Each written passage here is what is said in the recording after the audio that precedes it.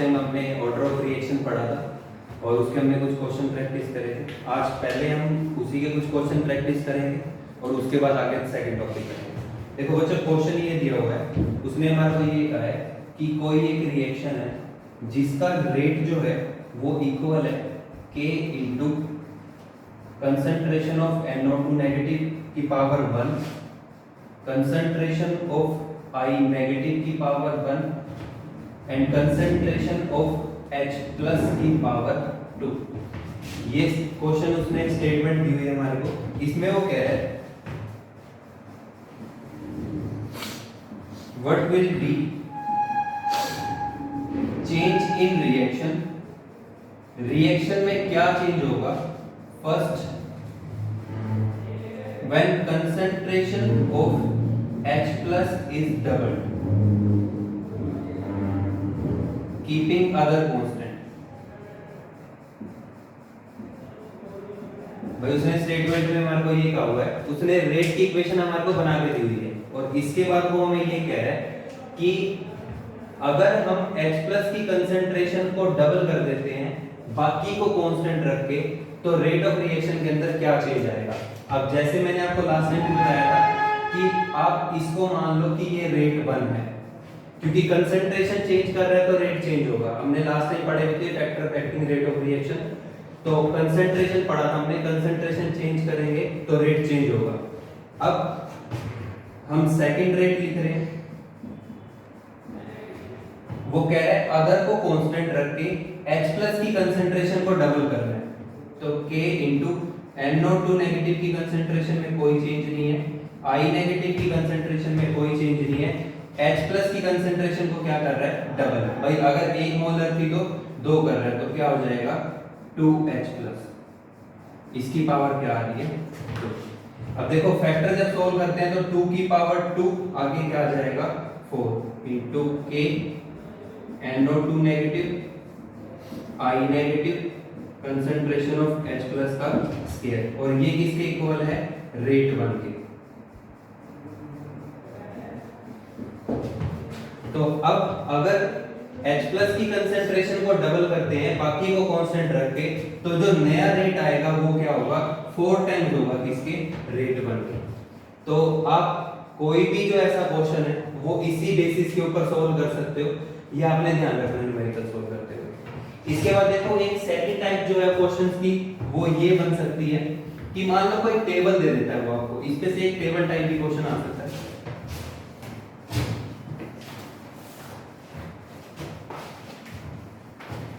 उसने हमारे को एक रिएक्शन लिख के दे रखी है 2x प्लस 2y, ये हमारे को प्रोडक्ट बना के दे रहा है। अब वो हमारे को इसमें ये कह रहा है कि इस रिएक्शन पे उसने 3 एक्सपेरिमेंट करे हैं अलग अलग। एक्सपेरिमेंट 1 जब उसने करा तो उसने क्या करा, x की कंसंट्रेशन को लिया 0.5, ये मैं लिख रहा हूं concentration of x, concentration of y। उसने x की कंसंट्रेशन को लिया हुआ है 0.5, y की कंसंट्रेशन को भी लिया हुआ है 0.5, और इस टाइम पे जो रेट ऑफ रिएक्शन है, जो रेट ऑफ रिएक्शन है वो आ रहा है 1.6 इंटू 10⁻³ एक्सपेरिमेंट 2 जब उसने किया, अब देखो ये उसने अलग कंटेनर के अंदर किया, अब वो क्या कर रहा है कंटेनर को चेंज कर रहा है। अब दूसरी बार एक्सपेरिमेंट करते हुए वो x की कंसंट्रेशन को 0.5 लेके चल रहा है, y की कंसंट्रेशन को 1 लेके चल रहा है, तो वो कह रहे हैं इस टाइम पे जो रेट ऑफ रिएक्शन है वो 3.2 इंटू 10⁻³ है। फिर वो कह रहा है कि जो एक्सपेरिमेंट 3 है इसमें x की कंसंट्रेशन 1 है, y की कंसंट्रेशन भी 1 है, तो इस टाइम पे जो रेट है वो 3.2 इंटू 10⁻³ है। अब वो हमारे पास स्टेटमेंट में ये कह रहा है using that table right rate equation, आपको रेट की इक्वेशन लिखनी है। सेकेंडली आपको इसका ऑर्डर फाइंड करना है। तो देखो अब आपके पास अगर कोई ऐसा टेबल वाला क्वेश्चन आता है तो आपने सोल्व कैसे करना है। ये रिएक्शन है,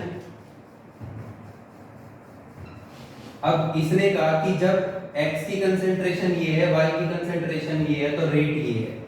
जब x की कंसेंट्रेशन 0.5 है, y की कंसेंट्रेशन 1 है, तो रेट ये आ रहा है। देखो बच्चों, जो लास्ट टाइम हमने क्वेश्चन किया है, इस क्वेश्चन में और उसमें कोई डिफरेंस नहीं है, बिल्कुल सेम ही है, बस स्टेटमेंट अलग तरीके से लिख रखी है। अब यहाँ पे देखो क्या है, इन दो बार में x क्या है, कंसेंट्रेशन ऑफ x जो है वो कांस्टेंट है। कंसेंट्रेशन ऑफ x क्या है, कांस्टेंट। लेकिन यहाँ पे कंसेंट्रेशन ऑफ y क्या हो रही है, 2 टाइम्स। भाई आप स्टेटमेंट को वैसे ही बना सकते हो, concentration of y is double keeping x constant. तो यहाँ पे ये क्या हुआ, डबल हुआ। अब देखो रेट पे क्या फर्क आ रहा है, तो आप क्या कर सकते हो कि सेकंड रेट से इसको डिवाइड कर सकते हो। भाई जब आपने कंसेंट्रेशन को डबल करा तो देखो रेट में क्या चेंज आ रहा है, तो 3.2 into 10 raised to power minus 3 upon 1.6 into 10 raised to power minus 3। जब इसको डबल किया तो देखो इसमें कितना चेंज आ रहा है। तो इसका मतलब है जब x को कांस्टेंट रख के y को डबल किया तो रेट भी क्या हो गया, डबल। अब आप इसके लिए स्पेसिफिकली इक्वेशन बनाओ। अभी हम ये लिख लेते हैं कि जो रेट है वो किसी कांस्टेंट k इंटू x की power some alpha into b की पावर सम बीटा। अब देखो उसने क्या किया, ये मान लिया कि रेट 1 है, उसने क्या किया यहाँ पे कि x को तो रख रहा है कांस्टेंट और y को कर रहा है डबल, तो रेट चेंज हो रहा है। तो अब हम क्या करते हैं, x को रख रहे हैं कांस्टेंट और y को कर रहे हैं डबल, मतलब b किस में कन्वर्ट कर रहे हैं, 2b में। अब देखो फैक्टर साइड में क्या निकल के आएगा, 2 की power beta k into x की पावर अल्फा इंटू b की पावर बीटा। ये किसके इक्वल है, रेट 1 के। अब उसने हमारे को यहाँ पे एक्सप्लेन ही करके बता रखा है कि भाई x को कांस्टेंट रख के y को डबल कर रहे हैं तो रेट डबल हो रहा है। अब ये कब पॉसिबल है, जब बीटा की वैल्यू कितनी हो, 1। भाई अगर बीटा की वैल्यू 1 होगी तो उस टाइम 2 की पावर 1 क्या आ जाएगा, 2, और रेट क्या हो जाएगा, डबल। वही ये स्टेटमेंट में हमारे को यहाँ पे एक्सप्लेन करके बता रखा है कि रेट क्या हो रहा है, डबल। तो इससे हमारे को ये पता लगता है कि भाई इस इक्वेशन के लिए बीटा की वैल्यू तो हमारे पास क्या आ रही होगी, 1। अब देखो इसके बाद अब फिर दूसरे, अब आपने बार जो चूज करने हैं वो ऐसे चूज करने हैं कि एक कांस्टेंट और दूसरा वेरी कर रहा हो। तो अब देखो, अब यहां पे y क्या है इन दोनों के अंदर, कांस्टेंट, y है कांस्टेंट, और हमने x को क्या किया है, डबल। भाई एक्सपेरिमेंट नंबर 2 और एक्सपेरिमेंट नंबर 3 के अंदर y तो कांस्टेंट है लेकिन x को हम क्या कर रहे हैं, डबल कर रहे हैं। अब देखो रेट पे क्या फर्क पड़ रहा है, रेट क्या रह रहा है, सेम। तो इसका मतलब क्या है कि अगर आप y को कांस्टेंट रख के x की कंसंट्रेशन को चेंज कर भी रहे हो तो रेट के ऊपर कोई भी इफेक्ट नहीं आ रहा। आप एक इक्वेशन बनाओ रेट 3 की, k इंटू एक्स को क्या कर रहे हैं, डबल, लेट x की पावर अल्फा, x के लिए अब डबल किया तो क्या लिखोगे, 2x, b की पावर सम बीटा। अब इस केस के अंदर देखो y लिखा हुआ है। अब देखो y को हम क्या रख रहे हैं, कांस्टेंट। भाई हमने y को तो रखा है कांस्टेंट, x को क्या कर रहे हैं, डबल, तो रेट के ऊपर कोई चेंज नहीं आ रहा। अब फैक्टर आगे क्या आ रहा होगा, 2 की पावर अल्फा।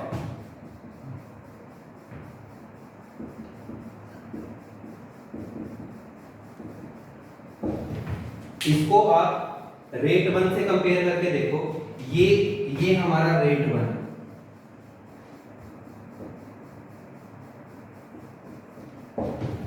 ठीक है।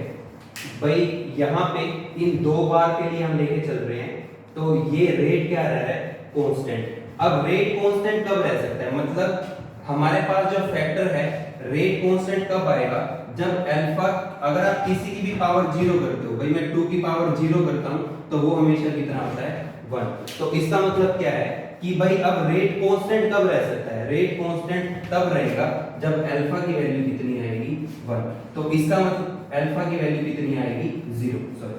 तो इसका मतलब क्या है कि इस रिएक्शन के लिए अल्फा की वैल्यू क्या होगी 0 और बीटा की वैल्यू क्या आएगी 1।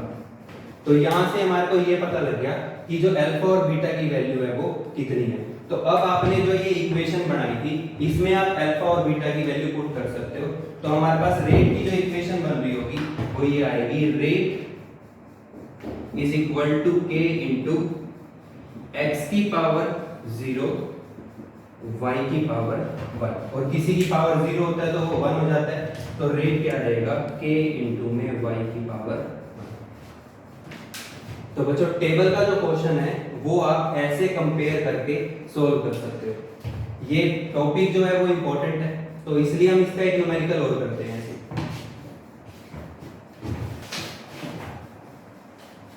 लेट हमारे को एक इक्वेशन बना के दे रखी है 2a प्लस b, ये कन्वर्ट हो रहा है प्रोडक्ट। अब वो कह रहा है कि इसके लिए एक्सपेरिमेंट नंबर 1 जो है इसमें हमने A की कंसंट्रेशन, इनिशियल कंसंट्रेशन A की हमने ली हुई है 1, B की इनिशियल कंसंट्रेशन हमने ली हुई है 2, और वो कह रहा है इस टाइम पे जो रेट ऑफ रिएक्शन है वो 4 है। अब वो कह रहा है कि जो एक्सपेरिमेंट नंबर 2 है इसमें हमने A की कंसंट्रेशन ली 2, B की भी कंसंट्रेशन ली 2, और रेट ऑफ रिएक्शन जो है वो 4 है। अब एक्सपेरिमेंट नंबर 3 में A की कंसंट्रेशन ली हुई है 2, B की कंसंट्रेशन ली हुई है 4, और जो रेट ऑफ रिएक्शन है वो आ रहा है 16। तो अब आपने क्या करना है, अब आप बिल्कुल वैसे ही इसको रेट 1 2 3 बना के सोल्व करोगे। तो देखो अभी हमें रेट ऑफ रिएक्शन की इक्वेशन बनानी है, तो पहले आप जर्नल केस लिख लो कि जो रेट है वो इक्वल होगा some constant k into a की power some alpha into b की पावर सम बीटा। आपने कभी भी इस ऐसा अगर कोई क्वेश्चन दे रखा है जिसमें स्टेटमेंट बना रखी है तो अल्फा और बीटा को 2 और 1 कभी भी नहीं लेके चलना। ये हमने कल भी पढ़ा था कि अगर आपको स्टेटमेंट नहीं बताई हुई कोई तो सीधा रेट में आप अल्फा और बीटा की जगह स्टोइचोमेट्रिक नंबर रख सकते हो, लेकिन यहाँ पे स्टेटमेंट बताई हुई है तो अल्फा और बीटा a और b के बराबर हो भी सकते हैं और नहीं भी हो सकते हैं, वो हमें इस टेबल से फाइंड करना है। अब देखो फिर वैसे ही यहाँ पे b क्या रह रहा है कांस्टेंट, और a क्या हो रहा है डबल, तो रेट क्या रह रहा है सेम। भाई स्टेटमेंट ये बन सकती है concentration of A is double keeping concentration of B constant. तो भाई B को कांस्टेंट रखा, A को डबल करा, तो देखो रेट क्या रह रहा है सेम। फिर आप वैसे ही इसके लिए इक्वेशन बनाओ, देखो रेट इज इक्वल टू, इसको मान लो रेट 1, तो रेट 2 जो है वो इक्वल होगा के, B को कांस्टेंट रख रहा है, A को डबल कर रहा है, तो k इंटू 2a की power some alpha into b की पावर सम बीटा। अब देखो रेट जब a को डबल किया तो रेट कांस्टेंट रह रहा है, यहां से फैक्टर आके क्या निकल के आ रहा है 2 की पावर अल्फा k, a की पावर अल्फा b की पावर बीटा। अब देखो रेट कांस्टेंट कब रह सकता है, जब ये फैक्टर की वैल्यू कितनी हो 1। भाई ये फैक्टर आए ही ना यहाँ पे, तो इसका मतलब है यहाँ पे अल्फा की वैल्यू कितनी होनी चाहिए 0, ताकि जब आप 2 की पावर 0 करोगे तो वो कितना आ जाएगा 1। तो जो नया रेट आ रहा होगा वो किसके इक्वल होगा रेट 1 के। भाई रेट के ऊपर A की कंसंट्रेशन का कोई इफेक्ट नहीं पड़ रहा, ये टर्म एक्सप्लेन करती है हमारे को। अब देखो इसके बाद एक्सपेरिमेंट नंबर 2 और 3 में जो A की कंसंट्रेशन है वो तो क्या है कांस्टेंट, और हम B की कंसंट्रेशन को क्या कर रहे हैं डबल। देखो रेट क्या हो रहा है 16/4 करोगे तो कितना आ जाएगा 4। इसका मतलब है कि रेट क्या हो रहा है 4 टाइम्स हो रहा है। भाई अब स्टेटमेंट ये बन सकती है दूसरी कि भाई अगर a को कांस्टेंट रख के b को डबल करें तो रेट जो है वो 4 टाइम्स होता है। तो अब रेट की अगर मैं थर्ड इक्वेशन बनाता हूं तो ये इक्वल आएगा k इंटू, अब हमने क्या करा, a को कांस्टेंट रखा और b को हमने डबल करा तो 2b की पावर सम बीटा। अब देखो फैक्टर क्या निकल के आगे आ रहा है, 2 की पावर बीटा k a की पावर अल्फा इंटू b की पावर सम बीटा। अब हम बीटा की वैल्यू कितनी ले कि हमारे पास जो ये फैक्टर है ये 4 आ जाए। वो यही कह रहे हैं ना कि भाई अगर हम a को कांस्टेंट रख के b को डबल करते हैं तो रेट 4 टाइम हो रहा है। तो भाई रेट कितना आना चाहिए, फर्स्ट के 4 टाइम आना चाहिए। तो भाई रेट 4 टाइम्स कब आ सकता है, जब बीटा की वैल्यू कितनी हो, 2। तो यहाँ से हमारे को अल्फा और बीटा की वैल्यू पता लग गई। तो अब हम रेट की इक्वेशन बना सकते हैं स्टैंडर्ड। तो जो रेट है वो इक्वल आएगा k इंटू ए की पावर 0 इंटू बी की पावर 2।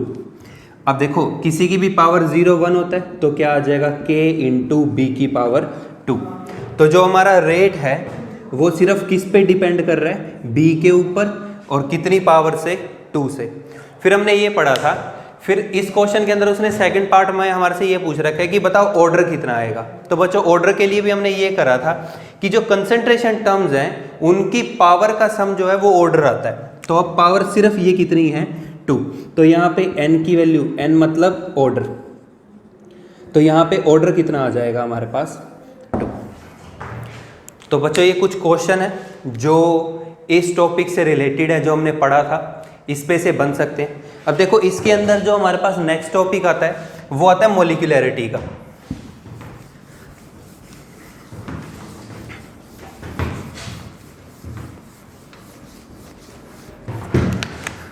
तो इससे पहले एक हम टॉपिक पढ़ते हैं, type of chemical reaction.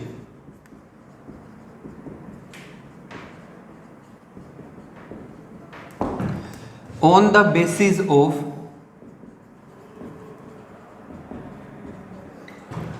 Number of steps. देखो बच्चों केमिकल रिएक्शन जो है on the basis of number of steps 2 type की होती है। एक तो रिएक्शन होती है एलिमेंट्री रिएक्शन।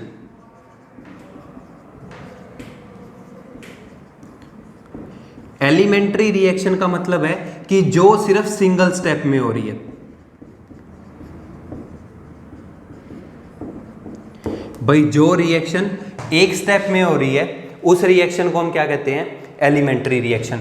और कुछ रिएक्शन जो हैं वो एक से ज्यादा स्टेप में होती है, उनको हम कहते हैं कॉम्प्लेक्स रिएक्शन।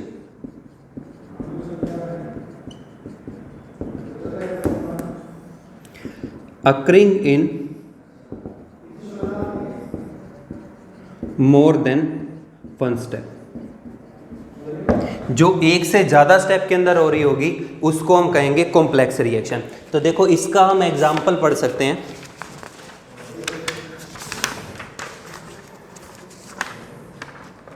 मान लो कि जैसे हमारे पास ये रिएक्शन है कि जो 2N2O5 हैं ये डिसोसिएट होके 4NO2 बना रहे हैं और साथ में O2 बन रहा है। ये रिएक्शन है, ये रिएक्शन बच्चों एक से ज्यादा स्टेप में होती है। स्टेप 1 जो है इसका N2O5 डिसोसिएट होके बना रहा है NO2 और साथ में बन रहा है NO3।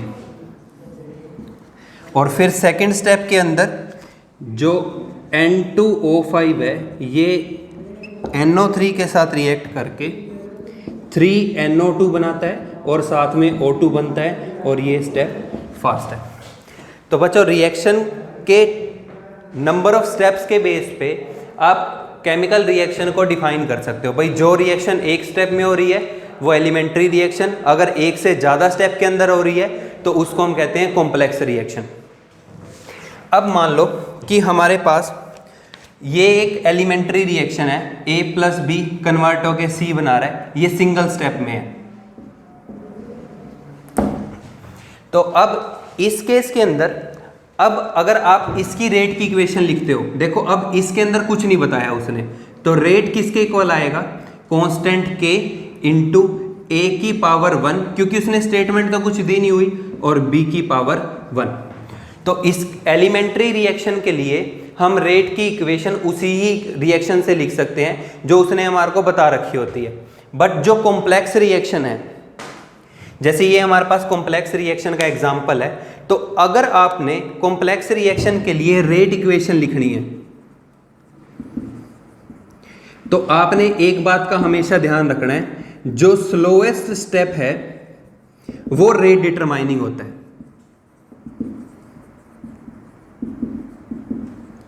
जो स्लोएस्ट स्टेप होगा वो रेट डिटरमाइनिंग होगा। मतलब एक से ज्यादा स्टेप है तो जिस स्टेप के ऊपर आपको स्लो लिखा मिल जाएगा वो स्टेप को आपने हमेशा रेट डिटरमाइनिंग इक्वेशन मान के चलना है। तो स्लो स्टेप रेट डिटरमाइनिंग होगा and we will use slow step to write rate equation. तो बच्चों देखो, अगर आप इसको यूज करके रेट इक्वेशन लिख रहे हो तो बिल्कुल गलत होगा। अगर मैं ये लिख दूं कि इसके लिए रेट ये बनेगा तो ये गलत होगा। ठीक है, आपको क्या करना है, इसका जो मैकेनिज्म है, मतलब जो नंबर ऑफ स्टेप हैं उसमें ये देखना है कि स्लो स्टेप कौन सा है। तो ये स्लो स्टेप है, ये स्लो स्टेप रेट डिटरमाइनिंग होगा और इसी को यूज करके आपने इसकी रेट की इक्वेशन लिखनी है। तो अब जब हम इसकी रेट की इक्वेशन लिख रहे हैं तो रेट क्या बनेगा,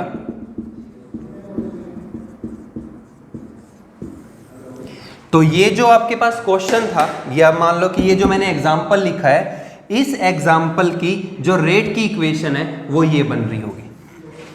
तो आपने ये चीज का ध्यान रखना है क्वेश्चन सोल्व करते हुए भी कि हमेशा जो स्लोएस्ट स्टेप होगा वो रेट डिटरमाइनिंग स्टेप होगा और आपने उसी को ही यूज करके आप रेट की इक्वेशन को लिखोगे यहाँ पे। ठीक है, अब इसके बाद इसमें एक टर्म आती है मोलिकुलैरिटी।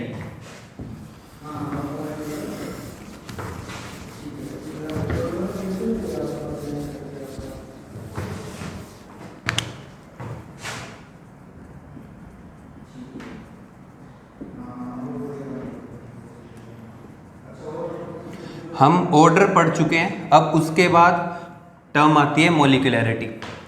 देखो, मोलिकुलैरिटी का मतलब है number of species which are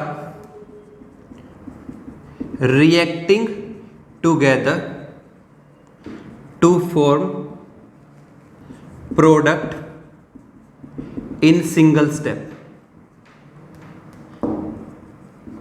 और इन एलिमेंट्री रिएक्शन। भाई जो कोई भी कितनी नंबर ऑफ स्पीसीज जो हैं वो आपस में कोलाइड करके प्रोडक्ट बना के दे रही हैं सिंगल स्टेप के अंदर, उसको हम क्या कहते हैं, मोलिकुलैरिटी। अब आपने मोलिकुलैरिटी के अंदर एक चीज का ध्यान रखना है कि we can not write molecularity of complex reaction directly। आप कॉम्प्लेक्स रिएक्शन की मोलिकुलैरिटी को डायरेक्टली नहीं लिख सकते। मैं ये दोनों जो मैंने चीजें लिखी हैं ये मैं आपको एग्जांपल से एक्सप्लेन करता हूं। देखो, वही एग्जांपल आपस में A प्लस B आपस में रिएक्ट करके बना के दे रहे हैं प्रोडक्ट C, और ये एलिमेंट्री रिएक्शन है, ये उसने लिख के दे रखा है कि ये हमारे को सिंगल स्टेप रिएक्शन है। अब देखो बच्चों, मोलिकुलैरिटी का मतलब है कि कितनी स्पीसीज आपस में कोलाइड करके प्रोडक्ट बना के दे रही हैं। तो यहाँ पे कितने रिएक्टेंट हैं, एक ये है और एक ये है। तो यहाँ पे इस केस के अंदर कितने आपस में रिएक्ट कर रहे हैं, 2। तो इसकी मोलिकुलैरिटी कितनी आनी चाहिए,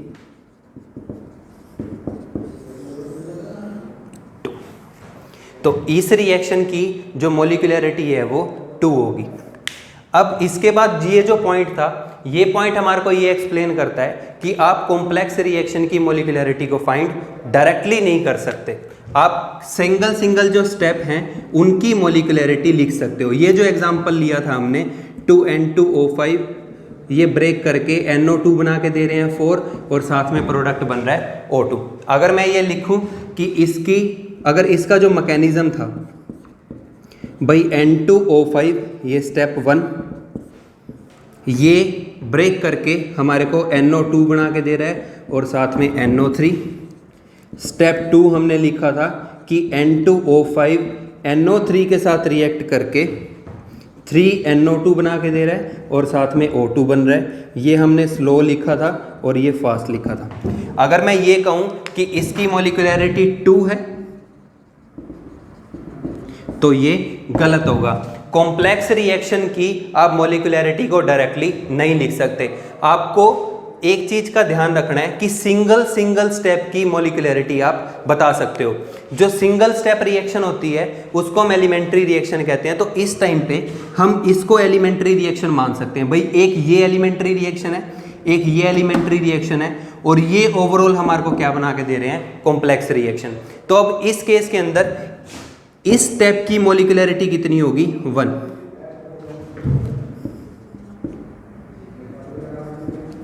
molecularity of this step is 1। तो इसको देखो, जो मोलिकुलरिटी 1 होती है उसको हम कहते हैं यूनिमोलिकुलर।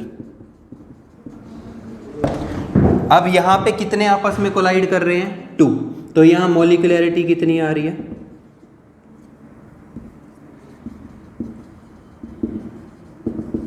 तो इसको हम कहेंगे बाई मोलिकुलर। बाई का मतलब 2। तो ये आपने टर्म्स का ध्यान रखना है कि जो कॉम्प्लेक्स रिएक्शन है आप उसकी मोलिकुलरिटी डायरेक्टली फाइंड नहीं कर सकते। सिंगल स्टेप की आप मोलिकुलरिटी को लिख सकते हो। और एलिमेंट्री रिएक्शन जो होती है उसमें जितने नंबर ऑफ मॉलिक्यूल आपस में कोलाइड करते हैं वो आपकी डायरेक्टली मोलिकुलरिटी को एक्सप्लेन करता है।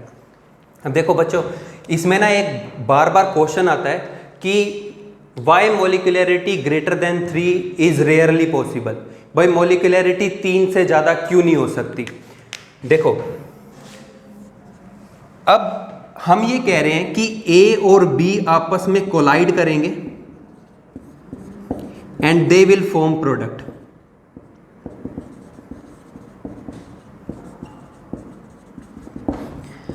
अब बच्चों बात ये आती है कि मान लो कि कोई ये हमारे पास स्फीयर है,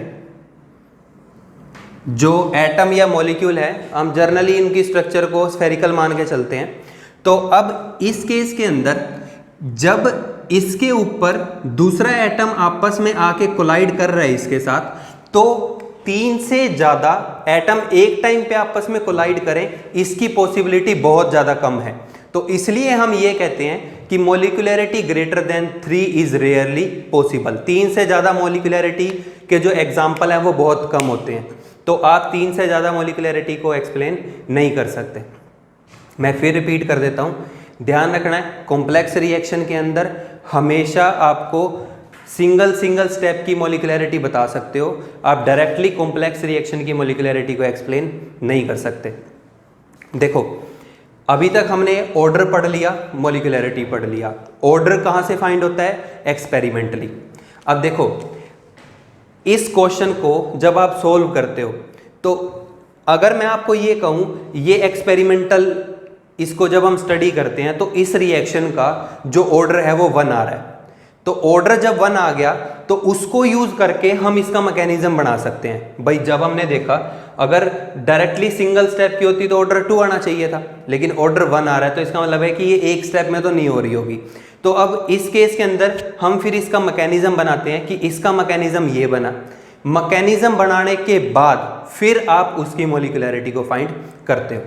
तो बच्चों यहाँ तक हमारा एक ये जो पोर्शन है ये कंप्लीट होता है। बस इसका हम एक क्वेश्चन और करेंगे। लेट उसने हमारे को क्वेश्चन के अंदर ये कह रखा है कि 2H2O2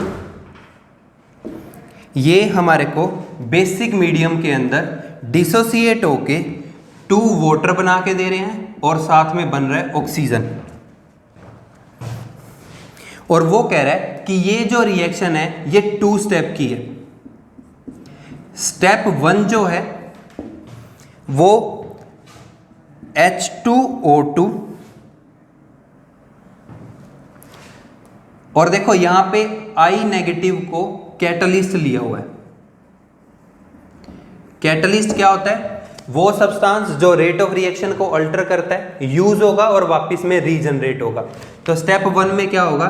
H2O2 I नेगेटिव के साथ रिएक्ट करके बना के दे रहा है H2O और साथ में बन रहा है I नेगेटिव, OI नेगेटिव। और ये जो स्टेप है ये स्लो है।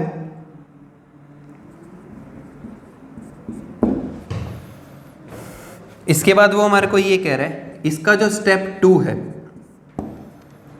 वो H2O2 और साथ में IO नेगेटिव या OI नेगेटिव रिएक्ट करके H2O बना रहा है, साथ में O2 बन रहा है और I नेगेटिव, ये कैटलिस्ट रीजनरेट हो गया।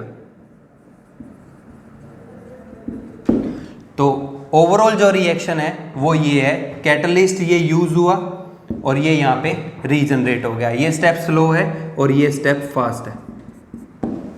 अब उसने हमारे को स्टेटमेंट में ये कह रखा है राइट रेट एक्सप्रेशन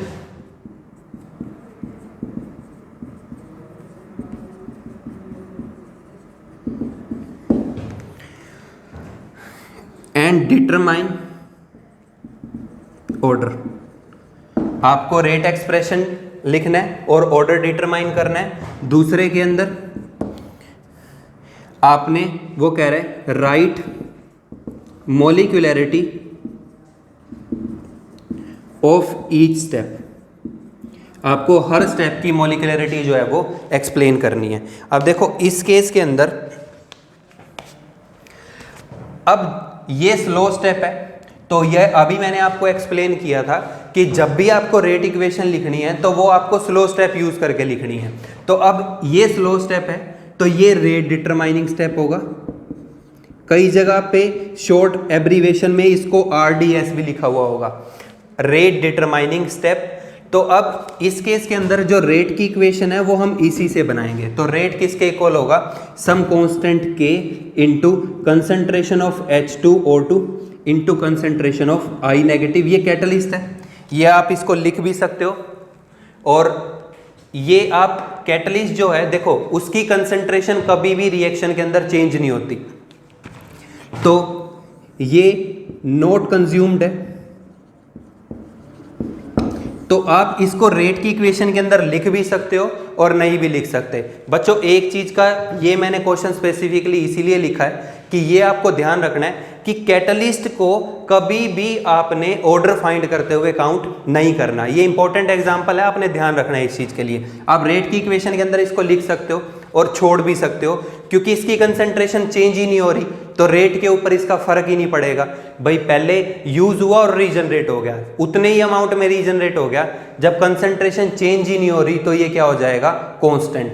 कांस्टेंट को इसके कांस्टेंट के साथ मल्टीप्लाई करके नया कांस्टेंट आ सकता है। तो आप इसको लिख भी सकते थे और इसको स्किप भी कर सकते थे यहां से। अब अगर आपसे वो ऑर्डर पूछ रहा है इसका, तो ऑर्डर बच्चों सिर्फ रिएक्टेंट को देख के बताना है, कैटलिस्ट को देख के नहीं बताना। तो इस रिएक्शन का जो हमारे पास ऑर्डर है वो कितना आएगा? 1।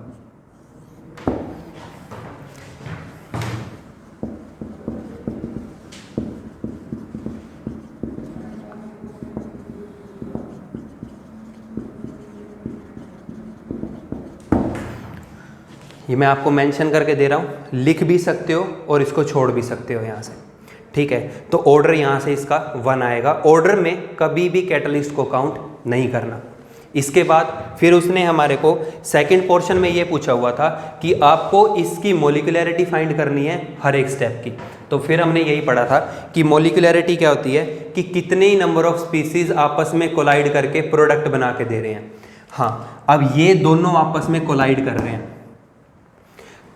मॉलिक्यूलरिटी फाइंड करते हुए आप कैटलिस्ट को काउंट करोगे। ये एग्जांपल इंपॉर्टेंट है, ध्यान रखना। ये दो आपस में कोलाइड कर रहे हैं तो जो स्टेप 1 है इसकी मॉलिक्यूलरिटी कितनी होगी? 2। एक मॉलिक्यूल इसका, एक मॉलिक्यूल कैटलिस्ट का आपस में रिएक्ट करके हमारे को ये प्रोडक्ट बना के दे रहा है। तो स्टेप 1 की जो मॉलिक्यूलरिटी है वो 2 आएगी। और यहाँ पे भी ऐसे ही ये दो आपस में कोलाइड कर रहे हैं, तो स्टेप 2 की भी जो मोलिकुलरिटी है वो कितनी होगी, 2। तो यहाँ से आप होप सो कि ये आपको क्लियर हो गया होगा। अगर आपको कोई डाउट लगता है तो आप कमेंट सेक्शन में मेंशन कर देना, मैं आपको एक्सप्लेन कर दूंगा।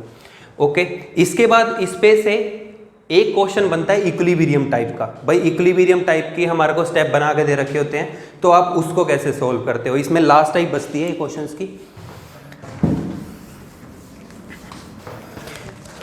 बच्चों ये एग्जांपल दिया हुआ है कि 2NO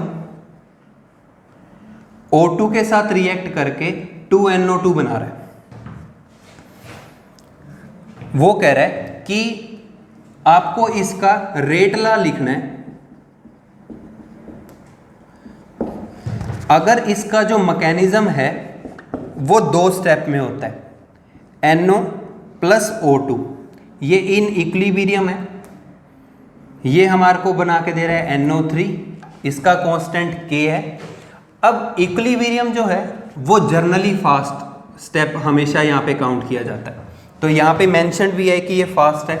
और सेकंड स्टेप में हमारे को बताया हुआ है कि NO3 NO के साथ रिएक्ट करके NO2 और NO2 बना के दे रहा है, 2 NO2 बन रहे हैं, और ये जो स्टेप है ये स्लो है। अब बच्चों वो हमारे को ये कह रहा है कि इसका रेट लॉ जो है वो आपने प्रिडिक्ट करना है। अब स्लो स्टेप ये है, तो रेट की इक्वेशन जो है वो हम स्लो स्टेप को यूज करके बनाएंगे। We will write rate equation using this step. अब देखो बच्चों, अब एक टर्म यहां पे मैं इंक्लूड कर रहा हूं, इंटरमीडिएट।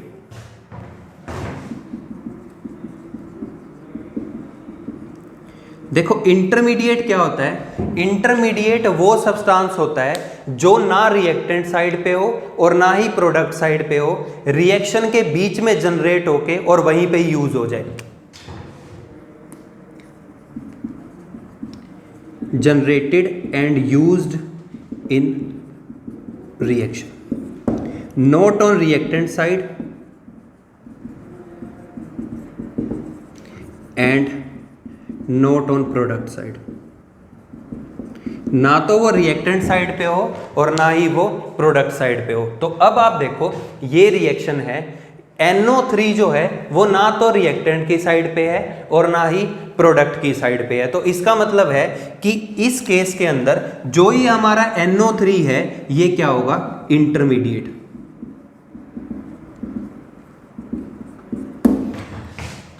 अब जब आप रेट की इक्वेशन लिखते हो तो आपको एक चीज का ध्यान रखना है कि जो इंटरमीडिएट है वो कभी भी रेट की इक्वेशन के अंदर आपने नहीं लिखना।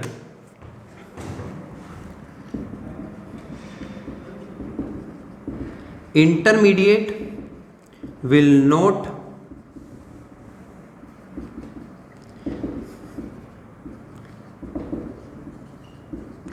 इंटरमीडिएट जो है वो रेट की इक्वेशन के अंदर कभी भी नहीं बचेगा। तो अब अगर मैं रेट की इक्वेशन लिखता हूं तो देखो रेट की इक्वेशन हमारे पास क्या बन रही है, rate is equal to some constant K into concentration of NO3 into concentration of NO, ये और ये। अब बच्चों इंटरमीडिएट को हमने रेट में कभी भी नहीं छोड़ना, ये मैंने अभी आपको बताया कि भाई इंटरमीडिएट जो है वो रेट की इक्वेशन के अंदर कभी भी नहीं आएगा। तो अब हम क्या करेंगे कि इस इक्विलिब्रियम से इस इंटरमीडिएट की वैल्यू को फाइंड करेंगे और इस इक्वेशन के अंदर पुट कर देंगे। ठीक है, आपने ये पढ़ा भी होगा +1 के अंदर कि इक्विलिब्रियम कांस्टेंट K जो है उसको आप लिखते हो concentration of product to concentration of reactant. तो K जो है वो किसके इक्वल आएगा, कंसंट्रेशन ऑफ NO3 प्रोडक्ट ये है upon concentration of reactant which is equal to concentration of NO into concentration of O2। देखो स्टिचियोमेट्रिक नंबर 1 है तो पावर भी यहाँ पे क्या रह रही है, 1। तो ये हमारे पास K की वैल्यू आ रही है। अब हम क्या करते हैं, यहां से कंसंट्रेशन ऑफ NO3 की वैल्यू को फाइंड करके इस इक्वेशन के अंदर पुट कर देते हैं। तो K into concentration of NO into concentration of O2 which is equal to concentration of NO3। अब ये दोनों जो हैं ये इंटरमीडिएट नहीं है, ये रिएक्टेंट साइड के ऊपर प्रेजेंट है। तो अब इनकी वैल्यू को फाइंड करके हम इस इक्वेशन के अंदर रखते हैं। तो देखो K, इसको K डैश मान लेते हैं क्योंकि K हम यहाँ यूज कर रहे हैं। तो K into K dash into concentration of NO into concentration of O2 into concentration of NO।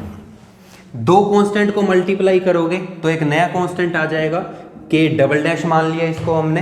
अब ये दो NO हैं तो क्या हो जाएगा, NO की power 2 into concentration of O2 की पावर 1। तो इस क्वेश्चन के लिए ये हमारे पास रेट की इक्वेशन बनेगी। तो अब आप इसके लिए ऑर्डर फाइंड कर सकते हो। ऑर्डर क्या होगा कि जो कंसंट्रेशन टर्म्स हैं इनकी पावर का सम जो है वो ऑर्डर के इक्वल होता है। तो अब इस केस के अंदर जो हमारे पास कंसंट्रेशन टर्म्स हैं, एक NO है एक O2 है, पावर का सम करोगे तो 2 + 1 कितना आ जाएगा, 3। तो इस रिएक्शन का जो ऑर्डर आएगा वो कितना होगा, 3। तो ये दो वेरिएबल टाइप हैं, एक विदाउट इक्विलिब्रियम वाली और एक इक्विलिब्रियम वाली। इसके अंदर इक्विलिब्रियम वाले में इंटरमीडिएट जनरेट हो रहा है, तो ये एक अलग टाइप का क्वेश्चन है। आपने ये ध्यान रखना है कि ये रिएक्शन बता रखी है, ये उसने मैकेनिज्म दे रखा है। तो स्लो स्टेप को यूज़ करके हमने रेट लिख लिया। फिर मैंने आपको ये बताया कि रेट में इंटरमीडिएट कभी भी नहीं आएगा। तो फिर हमने क्या किया कि इंटरमीडिएट की वैल्यू को इक्विलिब्रियम से फाइंड किया और इस इक्वेशन के अंदर पुट कर दिया। तो अब ये हमारे पास इसका फाइनल आंसर आ रहा है। होप सो बच्चों आपको समझ में आ गया होगा। नेक्स्ट वीडियो के अंदर हम इसके और क्वेश्चंस करेंगे और फिर आगे टॉपिक को कंटिन्यू करेंगे। Thank you.